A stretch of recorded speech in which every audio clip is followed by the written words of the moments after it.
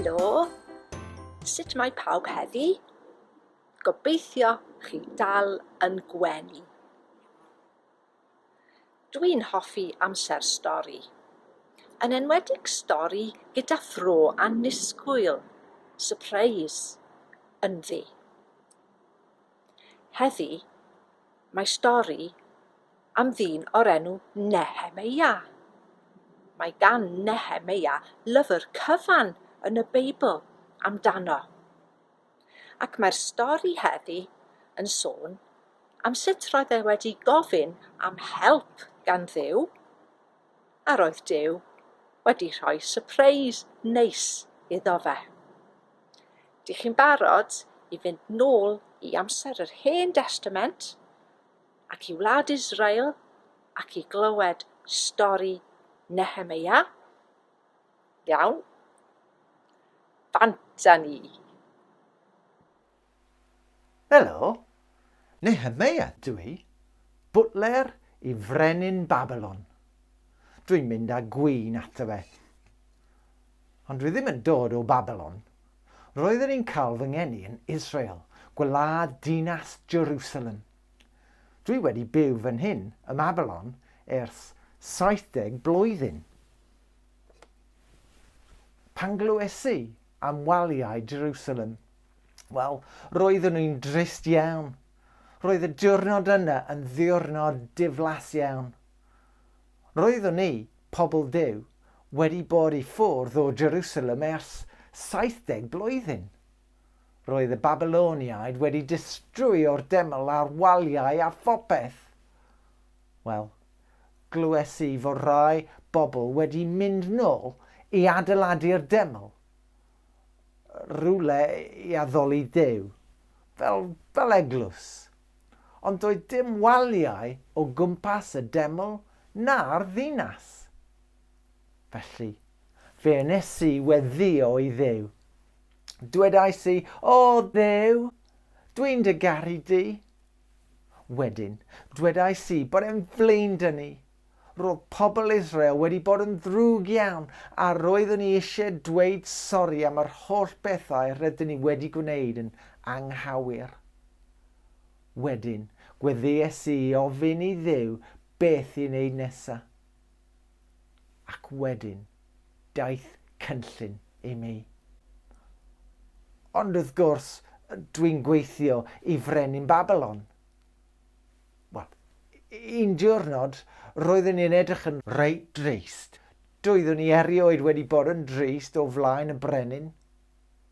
Fe ofynodd y brenin i mi, beth sy'n bod? Rwy ti'n edrych yn drist. Felly, esbonies i am y waliau. Fe ofynodd y brenin, beth wyt ti eisiau? Wel, doeddwn i ddim yn gwybod beth i ddweud. Felly, gweddies i unwaith eto, o Arglwydd, os bydd yn bosib, gwna ffwrdd i mi fynd nôl i adeiladu'r waliau. Wedyn, gofynnais i y brenin os byddai'n iawn i fynd nôl, ac fe ddwedodd e, ie, waw, o, clod i Dduw, diolch. Felly, banta fi. Roedd hi'n mynd i fod yn swydd fawr. Roedd 4.5 milltir o waliau i'w hadeiladu. Felly, fe gasglais i lawer o bobl i helpu.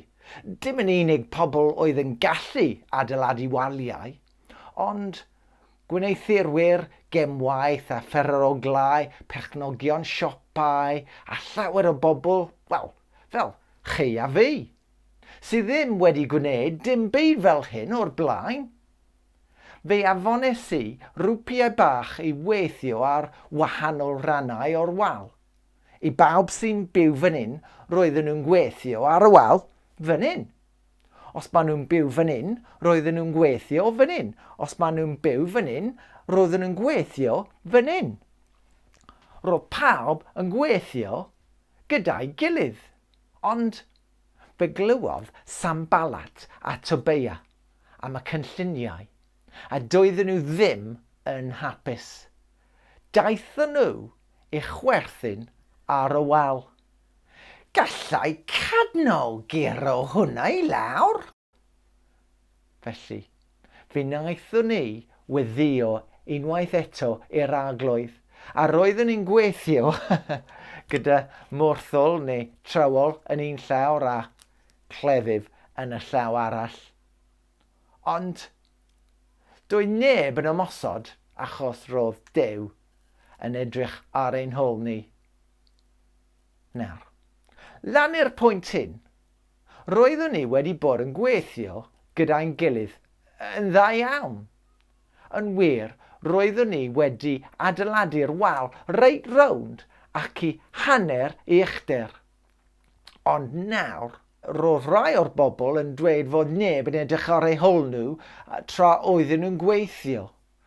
Roedd biliau i dalu, ond doedd neb yn mynd mas i weithio ar y ffermydd a siopau i ennill arian, oherwydd roedd pawb yn gweithio ar y wal.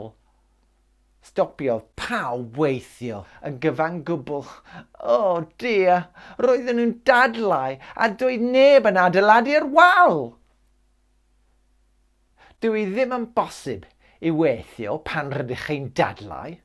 Os ydych chi'n fod i wneud rhywbeth ac mae chi sy'n eisiau gwneud un ffordd a mae rhywun arall eisiau gwneud mewn ffordd arall, chi'n ddau eisiau gwneud y job ond does neb yn actually wneud achos chi'n dadlau.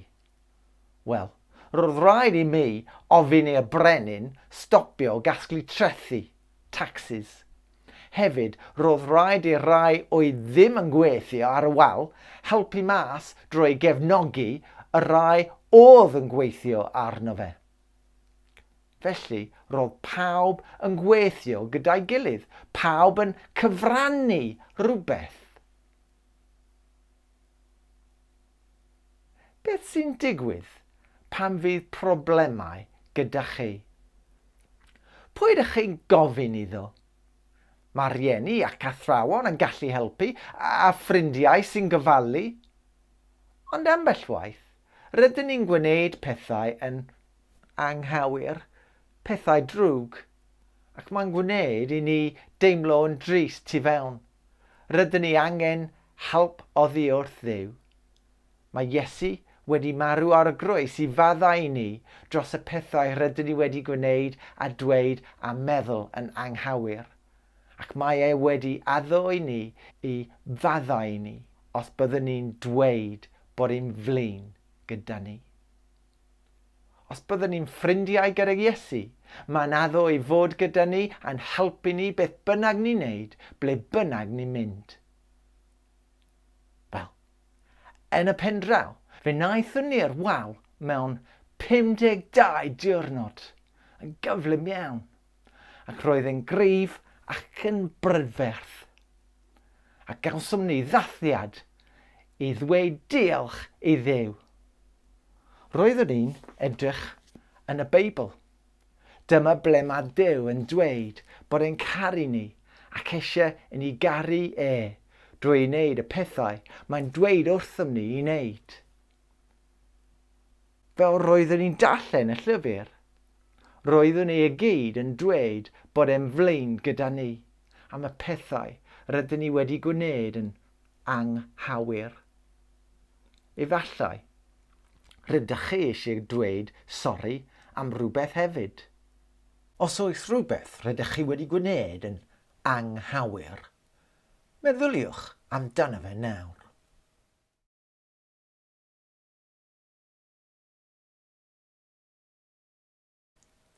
I bwy ddylech chi ddweud bod e'n flin gyda chi?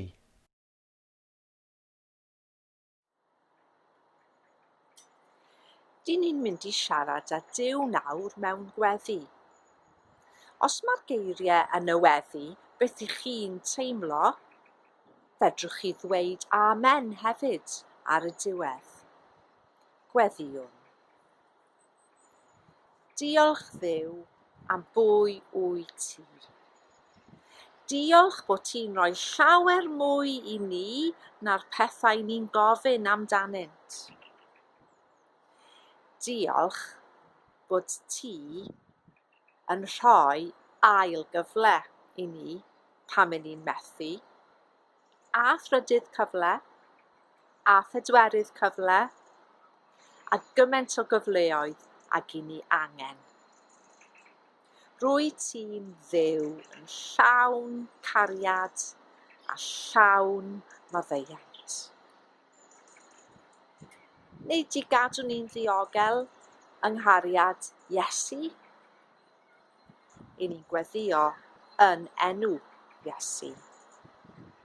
Amen. Amen.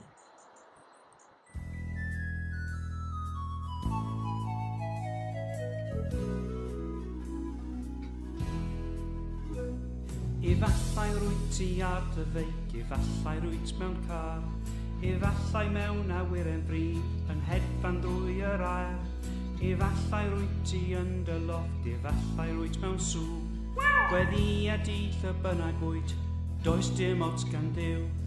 Dywed Duw, galw fi, unrhyw dro, neith y tro, lle wyt ti, clywed fi, rwy'n dy garu di.